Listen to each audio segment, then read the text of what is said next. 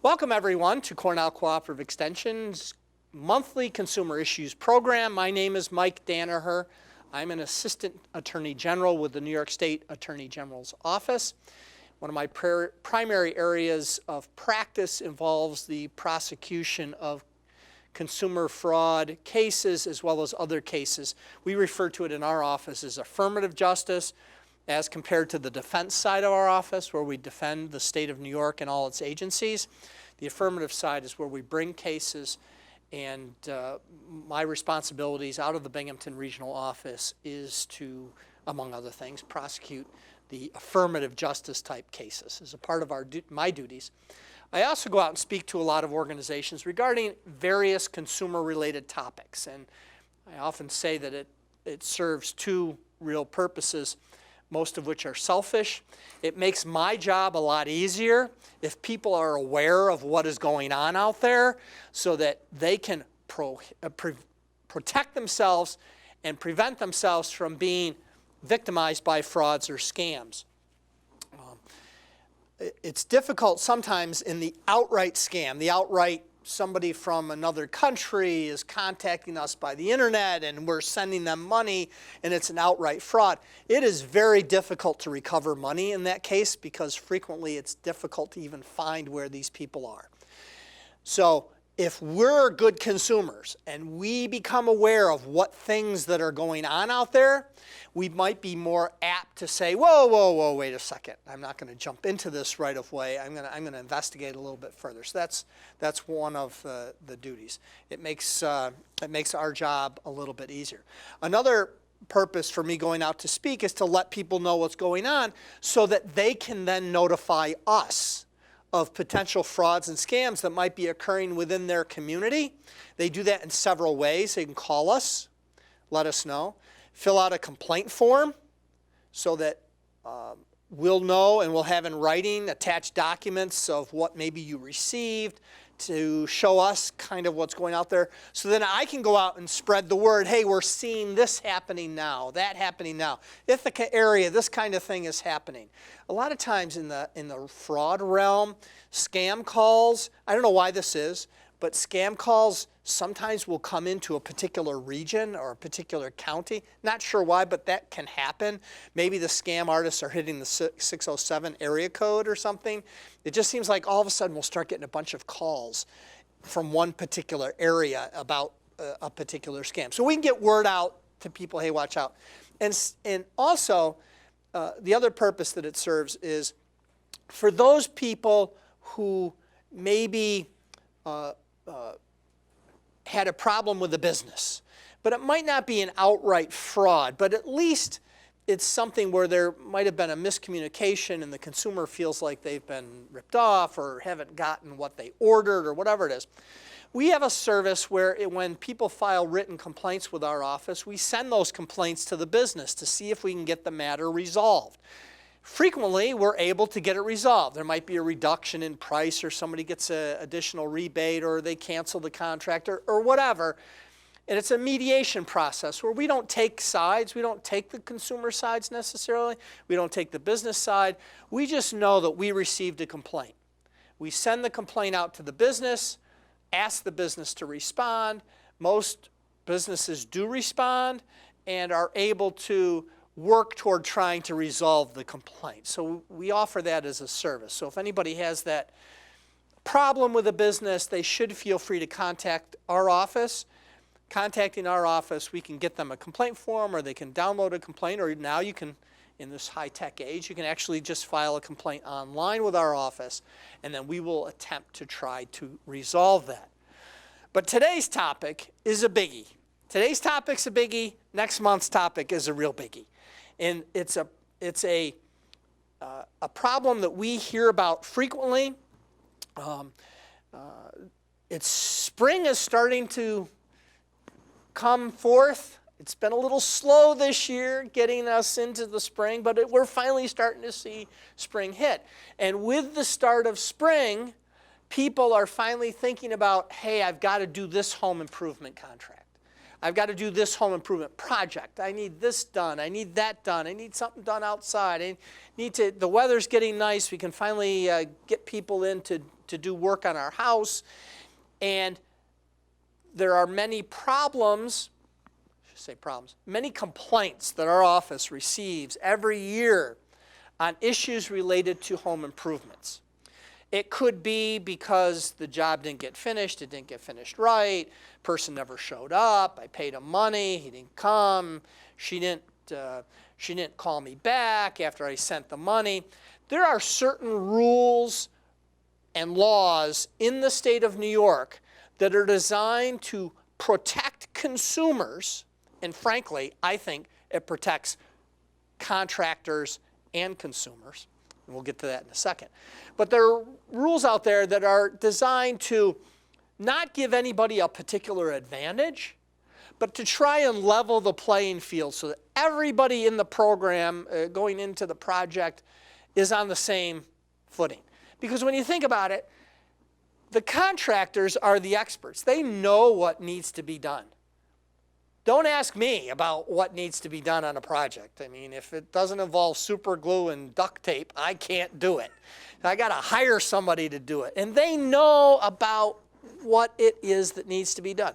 They know electric, they know plumbing, they know concrete, they know blacktop, they know all that stuff, roofing materials. I don't. We don't. Most consumers do not.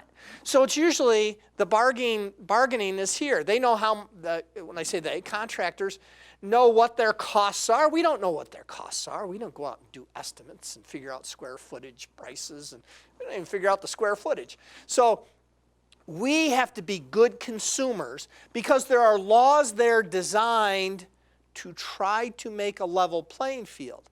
The problem sometimes is that we as consumers don't take advantage of those laws that make it more level.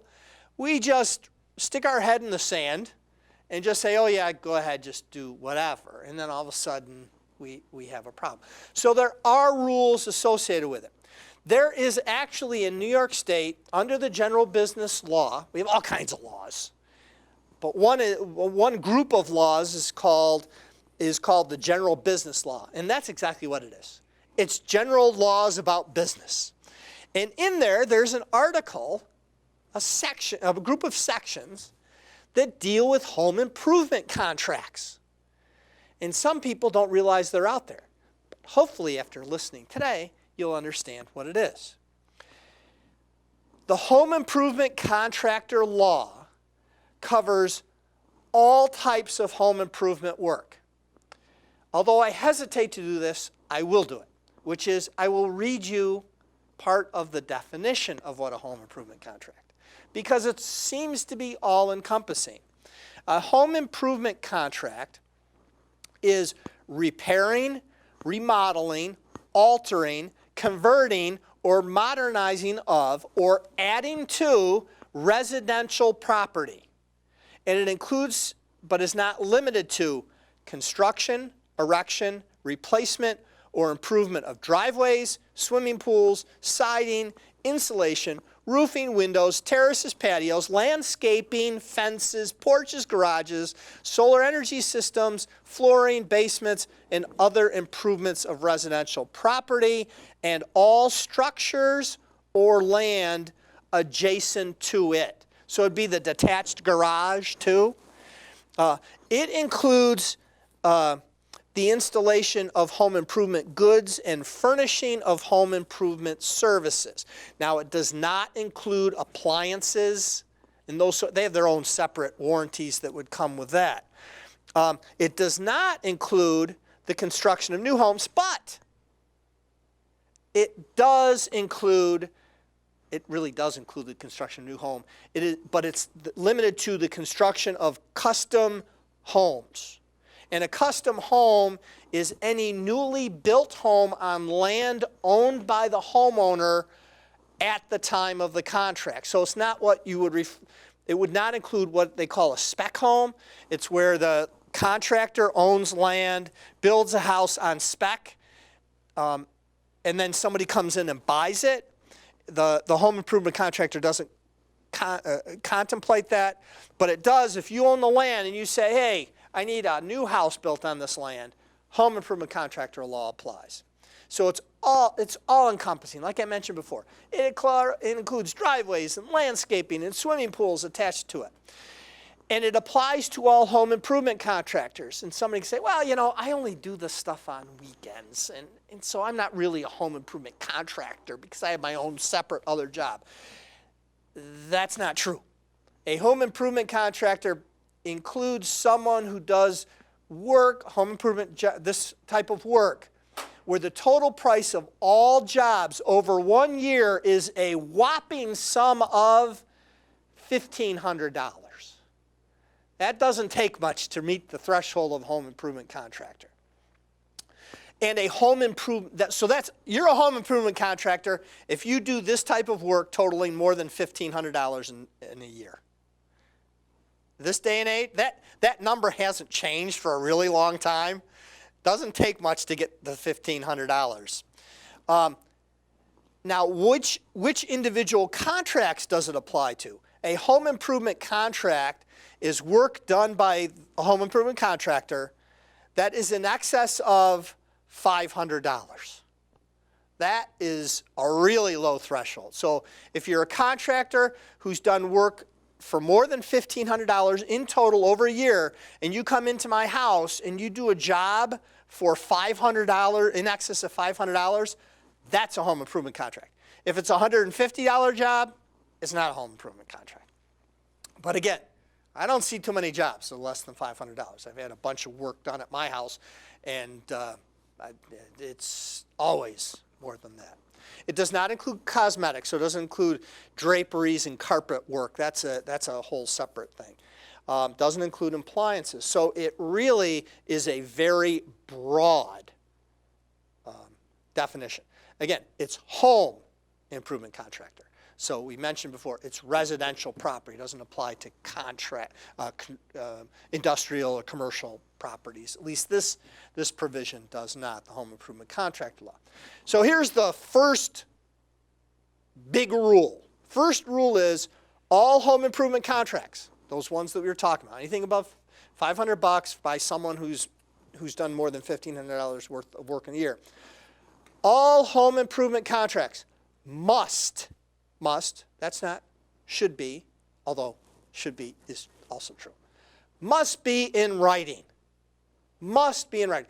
The obligation for doing it in writing is not foisted on the homeowner, it's foisted on the home improvement contractor. So the contractor must do it in writing. If they do not comply with the home improvement contractor law, the penalties can be quite heavy, quite extreme. So, contractors, the law requires you to put a home improvement contract in writing. It just makes good business sense anyway. You really, I can't tell you the number of times that our office has received complaints from consumers saying, he didn't do this, she didn't do that, sort of thing. And unfortunately, in some instances, they didn't do a written contract, or if the contract, which terms of which we'll go through in a minute, the contract didn't comply with what's required to be in the contract. And how easy would it have been to list everything that was going to be done, which the law requires, but it lists everything done, so that when the consumer complains, the homeowner complains, he didn't do this, to be able to pull out the contract and say, right here on line 15, it says, this is all I'm doing. I wasn't supposed to do what the homeowner is complaining that I didn't do. The contract didn't call for it. And we have had instances where we've gotten those complaints in. We sent the complaint to the contractor. Contractor responds saying, here's a copy of the contract, and one, this was all I was supposed to do. Or two, there's an exclusion in the written contract that said I'm not going to do X, Y, and Z. And the homeowner is complaining, he didn't do X, Y, and Z. And the contractor says, right, I wasn't supposed to. Here's the contract. But the problem comes in when no mention is made of X, Y, or Z, or there was really kind of a broad definition of what the work that was going to be done, and it's really unclear what they were supposed to do. So much easier to put in exactly what's going to be done, and then when the complaint comes in, it's very easy to say, hey, he or she wasn't supposed to do that as part of the contract. So the penalties can be severe. It just makes good business sense to put it in writing, not to mention the fact the law requires it. It's got to be in writing. Okay. It doesn't just protect the homeowner. It also protects the contractor. This also includes, this is another thing. It's also very important. It doesn't take much time, so do it, which is change orders. If there's going to be a change to the written contract, put it in writing. I'll tell you the classic situation. Classic situation. They have a nice contract. Everything's going to, they decided on what is all going to be done. All of a sudden, the homeowner goes, you know, we've been thinking about this, and we'd really like to change this part of it, the stairwell. I want to change it, you know, to put it at a different angle. Contractor says, no problem. I can take care of that. We're not at that stage yet, so boom, we'll get it taken care of. So then the project's at the end, and the contractor presents a bill that's $1,500 higher than what the contract price was. And the homeowner goes, whoa, wait a second. I'm tapped out. I don't have this extra $1,500. And the contractor said, well, you changed the stairwell. And I had to do more framing. I had to do this. It costs an extra $1,500. I mean, you couldn't expect us to do this stuff for free. I mean, it's much more elaborate now than it was before. And the homeowners, well, I never agreed to pay anything more. I just asked you to do that. And the contractor says, but you didn't expect us to do that for free. And they say, yeah, I thought that we could just do that, kind of throw it in as an extra sort of. Avoid that problem. The contractor could very easily say, yeah, absolutely, we can change the angle of that stairwell, look really nice that way. You know, it's going to be some extra framing. So let's sign this change order where it's going to be written down, change the extra $1,500. At that point, the homeowner go, I'm sorry, let's go back to the way it was. I can't afford the extra $1,500. Or the homeowner go, gotcha, cool, good, and sign, and they're good. Everybody knows what's going on. So when I say get it in writing, get the contract in writing, get it in change orders in writing, everybody's life is going to be so much easier when that's the case. And as homeowners, expect any change you make to that contract, just assume it's going to cost you more money. So when you suggest that change, say, hey, how about if we do this? How much extra is it going to cost me? Get it? Can we get that in writing? Let's get it in writing. And if the contractor said, yeah, we'll take care of it at the end. Say, no, you know, I'm really anal about these sorts of things. How about if I write, you know, changing the stairwell, da-da-da. Is there going to be an extra charge? Well, I don't really know yet. Okay, well, let's not do it yet until we know so that we can figure that out. Everybody knows what's going on, and it's much better at the end. Here are the things that are absolutely required in the written contract under the law. Name, address, and telephone number of the contractor. I will tell you, I've been doing this a really, really long time. We get every year complaints from people who had somebody knock on their door to redo their driveway or something. And they attempt to get something in writing, and the written agreement doesn't have the name, address, and telephone number of the contractor. Make sure that's in there. The law requires it. Contractors, you have to put it in there. It's required. You need to include the date when the work will start and the date when it will be substantially completed. There's always things that can happen that can delay substantial completion in, you know, some bad weather or some other things. But it should have a date when substantial work will be completed. I see that all the time in contracts. It doesn't have the start date. It doesn't have the substantial completion date. It's required. It's a violation of law if you don't include it. Make sure you include it. You got to do your best job in trying to estimate when it's going to be started. I get all these complaints all the time that says, we signed the contract in May and, it's September and he's still not here yet. And then the contractor says, well, I told him I had all these jobs lined up and I would get to him as soon as I got done with this job. No good. You have to put in the contract when the job is going to be started and when it will be substantially completed. If you get to the point where the contractor gets to the point where he or she can't get started because they're tied up with something else or whatever, they should go back to the homeowner and say, I can't get this started. And the homeowner should have that option to say, okay, when can you start? And he says, I can't start for 2 months. Okay, let's cancel the contract. I'll get somebody else to do it. At least that way, then no harm, no foul. The money can go back to the homeowner, any deposits that are paid, and the homeowner can move on. The problem is, and again, something that we'll get to in a few minutes, that money's been paid and maybe product has been purchased or things like that, and it's still not started yet, and it's a whole big problem.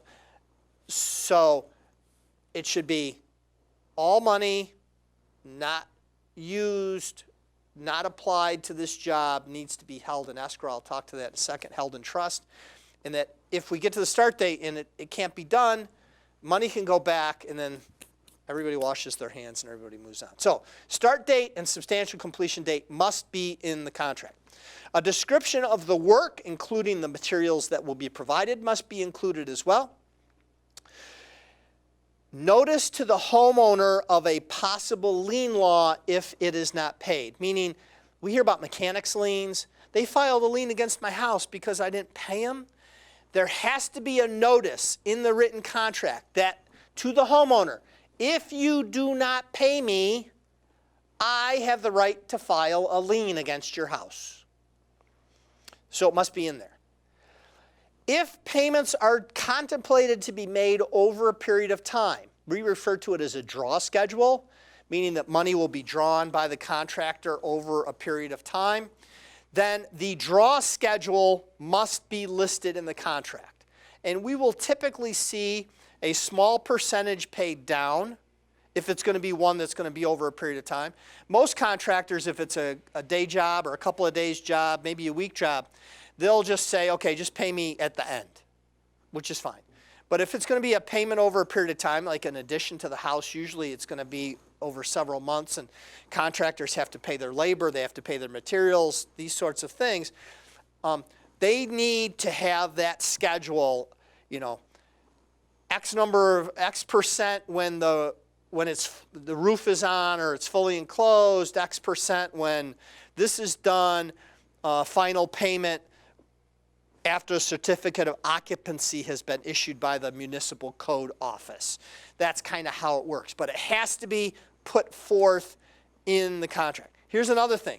This is one of the rare circumstances in contracts that requires the contractor to give the homeowner 3 business days to cancel. They should have, the law requires 3 business days to cancel. And what is that 3 business days to cancel? And that is from the time the parties enter into the contract and the contract provides that you have 3 business days to cancel the contract, that it would start when the parties execute the contract and it's 72 hours later, which is 3 days. If contractors, warning, warning, warning, if you do not put in the notice that the homeowner has 3 business days to cancel, the 3 business days never starts. So at some point in time in the future, After the job is almost completely finished, the homeowner can say, oh, I cancel. And then the contractor's like, what? You canceled? It's almost done. I didn't realize I had 3 business days to cancel because you never gave me notice. I cancel. And then the contractor's got a big heap of trouble because then he has to sue to get paid. And the suing is not based on the contract price. It's based on the reasonable and customary value of what the services were that were provided. It's a Latin term called quantum meruit. It's value of goods and services provided. You have to show, maybe that's the contract price, maybe not. They have to show what it is. There are some places, not in our area, not in Ithaca, not in most of the upstate. There are some places that have contractor laws in their municipality that have a provision that say, unless you have a contractor, you may not get paid. You are not entitled to any payment for the job. So if they don't get it in writing and that new deck that just got put on the house, it's free. So there's really incentive down in certain areas, Long Island, New York City, where they have those requirements, not up here. But up here, if you don't give the 3 business days to cancel, then the 3 days never starts. And then the homeowner at some point in time, there's an argument or an objection about the contract. They say, I'm canceling. Then there's a whole host of problems. So make sure it's in the contract. Also, until that 3 days runs, of which the homeowner was given notice, until those 3 days have run, the homeowner has every right to cancel. So, again, contractors, be aware that if you start the job right away and it's day 2 and you've substantially gone along in doing everything, and then the homeowner cancels, you've got that same problem again, trying to figure out how much you're owed and getting paid and that sort of thing.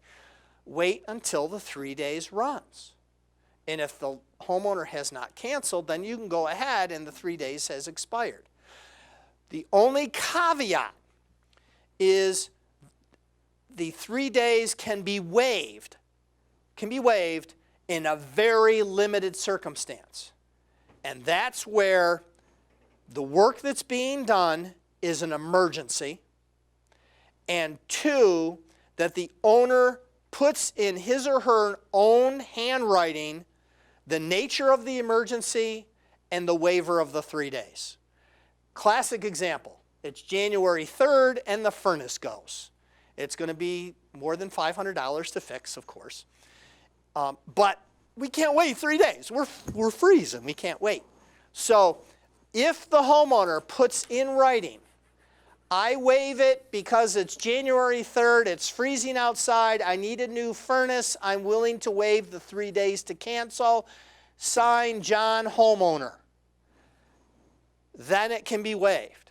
I have seen circumstances where contractors have tried to get around it by putting in every one of their contracts, this is an emergency, and then have the homeowner sign it.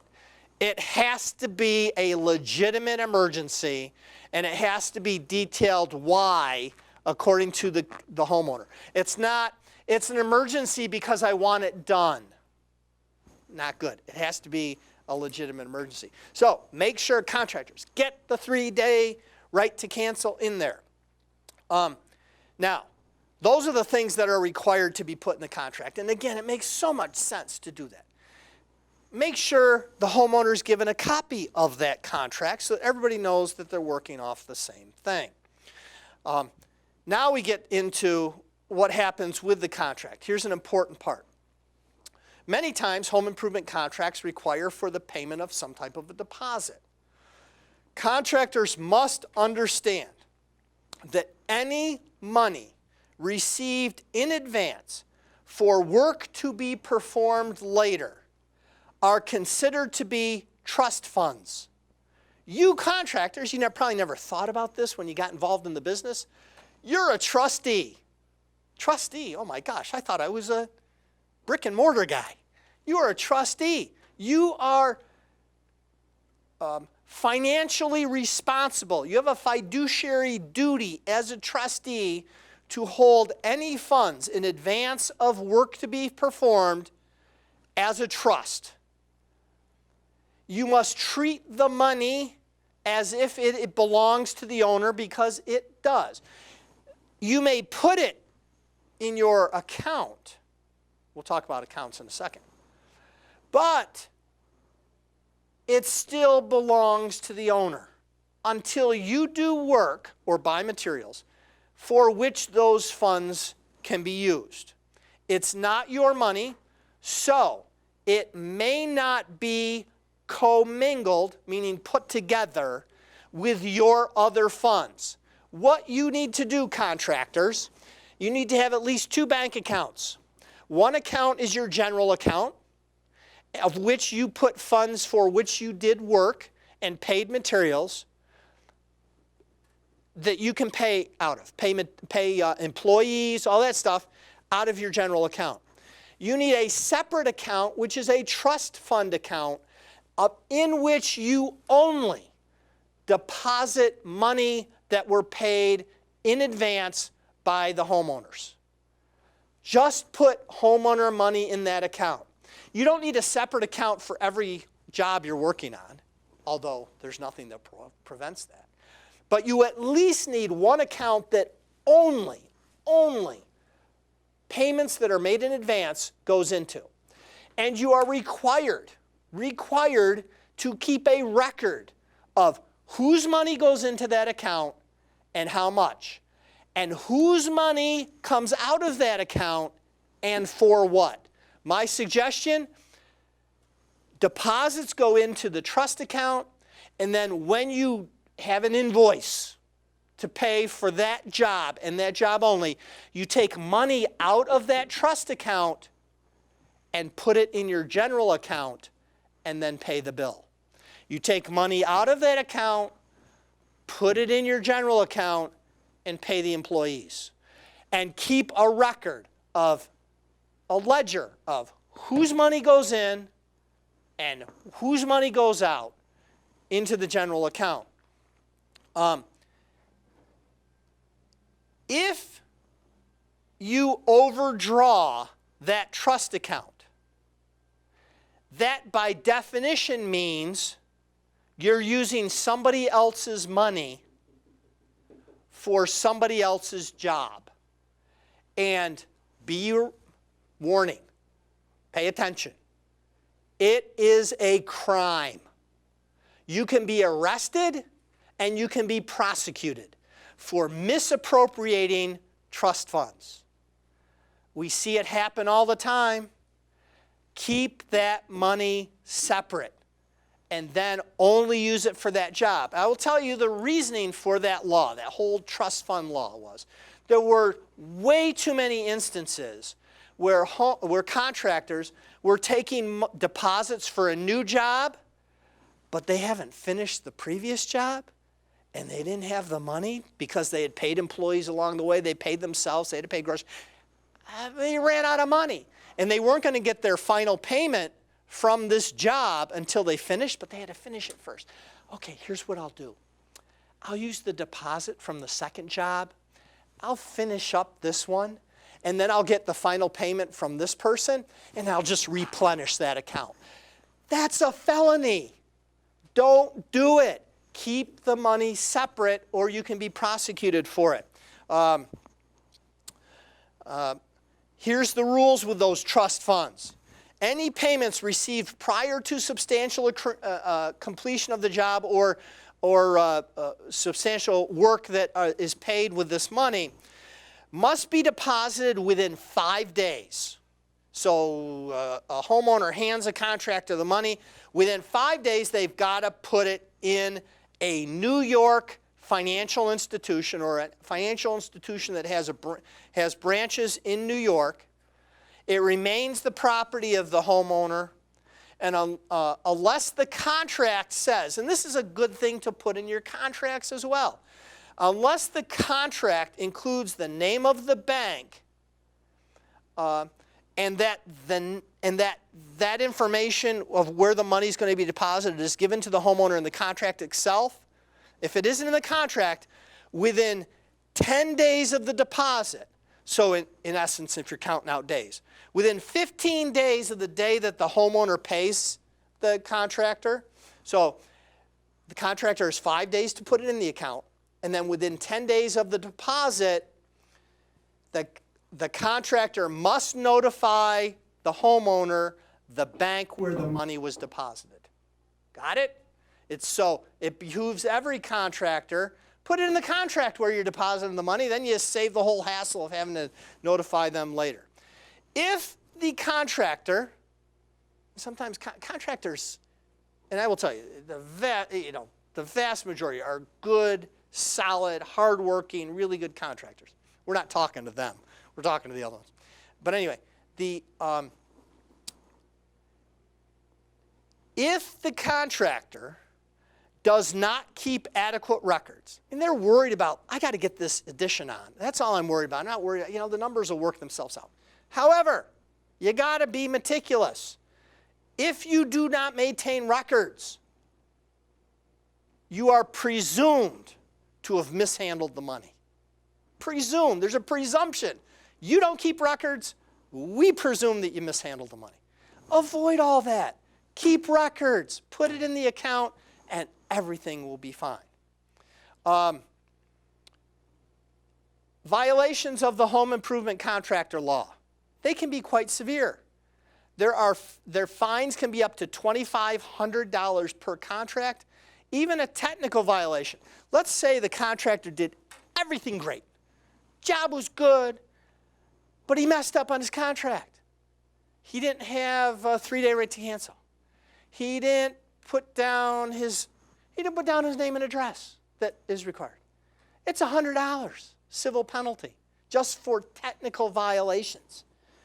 It's in addition to any restitution that might be owed to a consumer.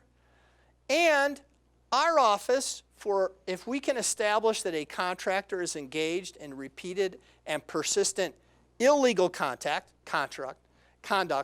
in addition to fraudulent conduct, if they're in illegal, which means a violation of law, which means a violation of the technical requirements of the home improvement contractor law, they can be subject to being sued by our office on behalf of the people of the state of New York, which would include an injunction against them, meaning as much as prohibiting them from engaging in that type of work, to civil penalties and costs associated with it, and restitution to consumers. The law allows for us to be able to do that. Understand, homeowners, that this area of the law is a prime area for scam artists. Some words of advice, some things to take into account. 1, make sure your contract's in writing. That's an easy tip-off if the contractor's not willing to put it in writing. Don't pay unreasonable advance fees. If the contractor is looking for 100% of the contract up front before any work is done, run the other way. Not to disparage contractors, but my experience has been the contractor's motivation for completing the job is in inverse proportion to how much he or she has been paid at the beginning. The less at the beginning, the more incentive to get the job done so they can get paid in full. Paid all up front, less incentive to come in and actually do what needs to be done. Not to badmouth anybody or anything, but that's just the nature of the beast. So, don't pay unreasonable advance fees up front. Negotiate a draw schedule based on completion stages. And never, homeowners, let the contractor get ahead of you. In other words, if the first draw is when 10% of the job is completed, don't agree to 50% of the payment when only 10% of the work is done. Agree to at most 10%, if not 5%. And when the job's 50% done, agree to pay 40% of the job. They're entitled to get paid. Legitimate contractor, they got people to pay. They got mouths to feed. They're entitled to be paid. But they're not entitled to be overpaid. So take that into account. Another thing, be a good consumer. Get estimates. Get multiple estimates with specific materials and services. Know what you want done before the contract comes in, and only get the work done that you need to have done. Get references from other jobs. Follow up on those references. Call the house down the street who had work done by this or somebody else in town. What was your experience? Did they show up when they said they were going to show up? Did they get done when they were done? Were there any problems with the job? Follow up. Be a good consumer. If they say, this is a trick, so I'm going to fill you in. If they say they're fully insured, your response to that is, what do you mean? What are you fully insured for?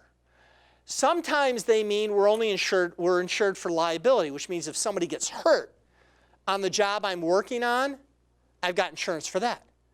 What about workers' comp? Are they insured for their employees? Are they insured? Are they bonded? Meaning, are they insured that if you don't finish this job, there's security that will pay me to get somebody to finish the job? What does this fully insured mean? And if what you want is them to be insured on your job, meaning if they don't complete the job or they do a bad job that is not, let's say, code compliant, you can't even get a certificate of occupancy for it, do they have an insurance policy for that? And what you would do in order to protect yourself is, I want to see your insurance policy, and I want to be named as an additional insured on that policy. You can be named as an additional insured on a job. I can tell you, on commercial contracts, it happens all the time.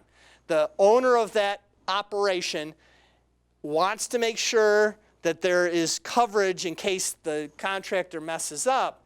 I want to see the binder, it's called a binder, it's a one-page thing, that I'm covered in case you mess up. I want to see my name at the bottom of that. And I will tell you, call the insurance company. When you get a copy of that binder, call the insurance company. Say, hey, I got this binder. I'm named as an additional insured. I want to make sure. Has it been paid? Is the insurance covered? Is it all paid? Is it all in effect? Are we good? And they could say, yeah, you're good. Then you're happy.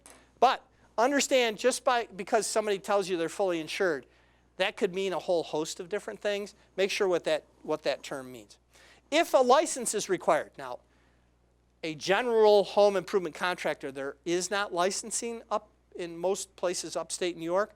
However, certain trades are required to have municipal licenses, like plumbing and electric. They need to be licensed. Make sure they are, so that their job would be a legitimate job. You get an unlicensed contractor to do the work, then you could run into problems. Any guarantees that the contractor makes, make sure it's in writing. Put the guarantees in writing. Here's the other thing, one thing that you need to consider. Make sure the contract provides for, if it is required, who gets the building permit. You should check as a homeowner, it doesn't take long, call your local code office, your municipal code office, and say, this is the type of job I'm having done. Do I need a building permit for it? Some jobs don't, like if you're putting you're doing a second roof on the house, they're putting an overlay. You may not, it depends on the municipality. If you're doing an addition, you usually need to have a building permit. Make sure you have in the contract who's getting that, usually the contractor, because they know what's being done. Second of all, before the work gets completed, make sure you have a copy of the building permit. A lot of instances, the contractor has to post the building permit on the job site. You can call your code enforcement office, say, look, my contractor is doing this addition on the house. You're supposed to get a building permit. I'm just checking. Is there a permit in place?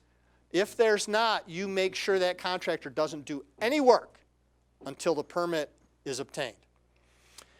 If you have a problem with a contractor, feel free to contact my office. Again, as at the outset when we talked about what our office does, even if everything's on the up and up and you have a problem with the contractor and there's some problems with the work not being completed or not being completed right, you can file a complaint with our office. Our office cannot represent individuals, so we can't represent you, but we can try to resolve your complaint by sending the complaint to the business and getting a response. If the response from the business is unsatisfactory, we can't go ahead and sue them for you. We don't have jurisdiction to do that. What we would say to you is you'd have to go out and find an attorney, or if it's a really small thing, you could go to small claims court and get that, try and sue that case. But you can at least file a complaint with our office, because we keep a record of every complaint that gets filed with our office. And this may not be the first complaint that we've received. Our jurisdiction kicks in where we can establish a pattern or practice of repeated or persistent illegal, fraudulent, or deceptive conduct. So if we've got a contractor out there that's going and doing this repeatedly, that does give us jurisdiction to go out, not to sue on your behalf, but to sue on behalf of the people of the state of New York, that this contractor has been engaged in repeated or persistent illegal, fraudulent, or deceptive practices. Again, if you ever have a problem with home improvement contracts, or any contract that you might have with a business, where there's a consumer and a business, you are free to contact our office and file a complaint, which we would attempt to mediate. Or at the very least, you can call us and we can maybe give you a little guidance as to how you might want to handle it. Either call us, or you might have to call a private attorney, or contact your local code office, or whatever it is. If anybody has any questions related to home improvement contracts, or problems with home improvement contracts, I'd be glad to answer that for you. If not, thank you very much for attending our session here. For those of you out in TV land, good seeing you. Come, join us. We're here on the second Thursday of every month at 11 a.m. at Cornell Cooperative Extension on Willow Avenue here in Ithaca. We have some people here today. We'd love to see people join us. And come on down. The first 45 minutes or hours or so of the program, we tape, talking about various consumer topics throughout the course of the year. But I'm here for a while after the session, and if you have your own individual problem that you might want to speak about, I'd be glad to address that with you. Maybe give you some guidance on how you might be able to handle that situation. So I'm here. Again, the second Thursday of every month. Next month's topic is another really big one based on the number of complaints our office gets. Next month involves landlord-tenant issues, how to be a good tenant, or otherwise known as the rights and responsibilities of landlords and tenants. So we hope to see you then. That's usually a big crowd. So come one, come all. Get here early. It usually fills up for that one. So we hope we will see you then. Otherwise, have a great day. Thank you.